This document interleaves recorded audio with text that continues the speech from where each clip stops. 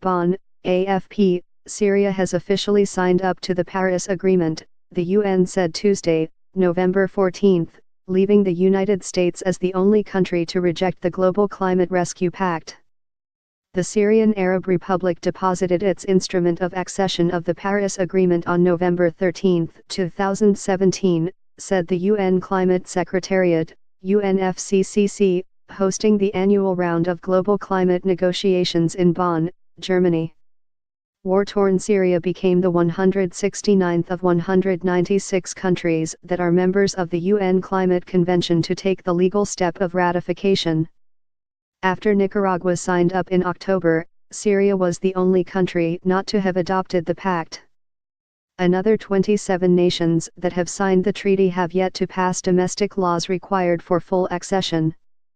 The United States, which championed the agreement under former President Barack Obama, adopted it in the French capital in December 2015, signed it at the UN in April 2016, and ratified in September last year. But in June this year, Obama's successor, Donald Trump, announced that America would pull out of the agreement, which he said imposed draconian financial and economic burdens on the United States. The U.S. can only withdraw 4 years after the deal officially entered into force in November 2016, which means November 2020, 2 months before Trump's term ends.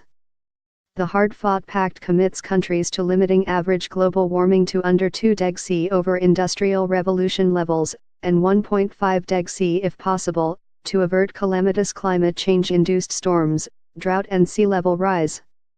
To bolster the agreement, nations submitted voluntary commitments to curb greenhouse gas emissions from burning coal, oil, and natural gas. But the 1 degc mark has already been passed, and scientists say that on current country pledges, the world is headed for a 3 degc warmer future, or more. Many fear that America's exit from the agreement will make the 2 degc goal that much harder to reach.